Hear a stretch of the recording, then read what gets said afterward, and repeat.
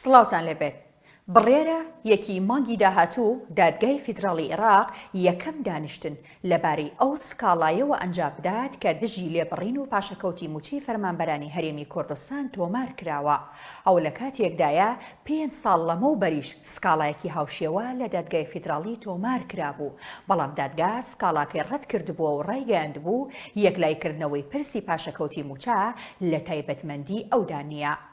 سکاڵەکەی ئەمجارە لەلایەن 6 کەسەوە تۆمار کراوە، لە نێویاندا شاسوار عەبدولواحید سەرۆکی جوڵانەوەی نەوەی نوێ و سروە عەبدولواحید سەرۆکی فراکسیۆن و چەند پەرلەمانتارێکی دیکەی عێراقی جوڵانەوەکە.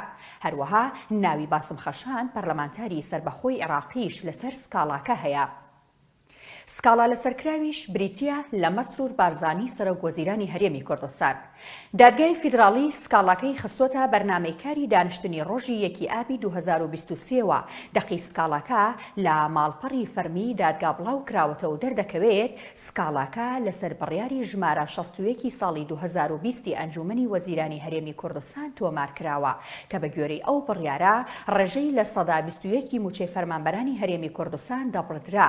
سکاڵاکارەکان پێیان وایە بڕیارەکە پێچەوانەی یاسابەرکارەکان و دەستوری عێراقە، هەر بۆیە داوا دەکەن دادگای فیدراڵی بڕیار بدات بە پوچەڵکردنەوە و هەڵوەشانەوەی بڕیارەکە و نەهێشتنی ئەو کاریگەریانی کە دروستی کردووە، ئەویش لە ڕێگەی دەست بە سەرداگرتنی بڕی ئەو پارەیەی کە بە گوێرەی ئەو بڕیارە لە موچەی فەرمانبەرانی هەرێمی کوردستان بڕدراوە. بە تێڕوانین لە ناوڕۆکی سکاڵاکە دەردەکەوێت ئەم سکاڵایە تەنها لەسەر ئەو بڕیاری ئەنجومەنی وەزیرانی هەرێم تۆمار کراوە کە لە 21 حوزەیرانی 2020 دەرچووە. بڕیاری دابوو با بڕینی لە سەدا 21 موچەی فەرمانبەران بە پاساوی بڵاوبوونەوەی ڤایرۆسی کۆرۆنا و کەمبوونەوەی داهات و دابەزینی نرخی نەوت. ئەم بڕیارە لە جیاتی پاشەکەوت ناوی لێنرابوو لێبڕین تاوکو مانگی حوزەیرانی 2021 بەردەوام بوو. تۆمارکردنی ئەم سکاڵایە لەلایەن جوڵانەوەی نەوەی نوێوە پاش ئەوە دێت ساڵی 2018 سکاڵایەکی هاوشێوە دژی پاشەکەوتی موچەی فەرمانبەرانی هەرێم لە دادگای فیدراڵی عێراق تۆمار کرابوو. سکاڵاکەی ئەو کات با سفەتی شەخسی لەلایەن نازنووری عارف سەرۆکی پێشووتری داواکاری گشتی سلێمانیەوە تۆمار کرابوو لەسەر نێچیروان بارزانی سەرۆکی کابینەی هەشتەمی حکوومەتی هەرێم بۆ پێی بە ئیمزای ئەو بڕیاری ژمارە 64 ساڵی 2016 دەرچوو بوو کە بە گوێرەی ناوەڕۆکەکەی لە سەدا 50 بۆ لە سەدا 60 موچەی فەرمانبەرانی هەرێم دەکرا بە پاشەکەوتی ئیجباری. سەرۆکی پێشووتری داواکاری گشتی سلێمانی پێیوا بوو بڕیارەکە نادەستوریە، ئەویش پاڵپشت بە مادەکانی 14 و 15 و 16 دەستوری عێراق. هەروەها باسی ئەوەی کردبوو کە بڕیارەکە بە تاکە کەسی لەلایەن سەرۆکوەزیرانی هەرێمەوە دەرکراوە بەبێ گەڕانەوە بۆ پەرلەمان، ئەوەش وا دەکات پێچەوانەی بنەماکانی دەستور بێت.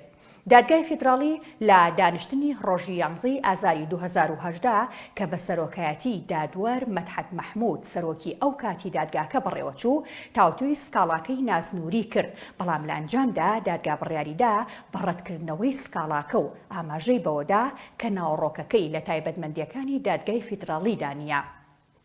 ئێستا کە جارێکی دیکە سکاڵایەکی هاوشێوە لەبارەی پاشەکەوتی موچە بۆ دادگای فیدراڵی بەرزکراوەتەوە، هێشتا ڕوون نییە کە هەمان چارەنووسی سکاڵاکەی 5 ساڵ لەمەوبەری دەبێت یاخود ئەم جارە سکاڵەکارەکان دەتوانن قەناعەت بە دادگا بهێنن کە بڕیاری لێبڕین و پاشەکەوتی موچە پێچەوانەی دەستور و یاسابەرکارەکان بووە و پێویستە هەڵبۆشێنرێتەوە و ئەو پارەی لە موچەخۆرانی هەرێم بڕدراوە بۆیان بگێڕێتەوە.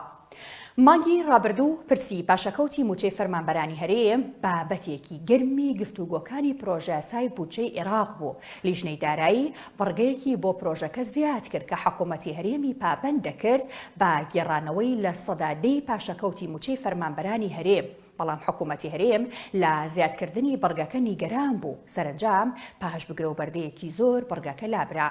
ئەماش ناڕەزایی بەشێک لە فراکسیۆنە کوردیەکانی لێکەوتەوە کە پشتیوانیان لەمانەوەی بڕگەکە دەکرد. یەکێک لەو لایەنانە نەوەی نوێ بوو، هەر ئەو کات هەڕەشەی تۆمارکردنی سکاڵای کرد لە دادگای فیدراڵی. هەر شاد بن.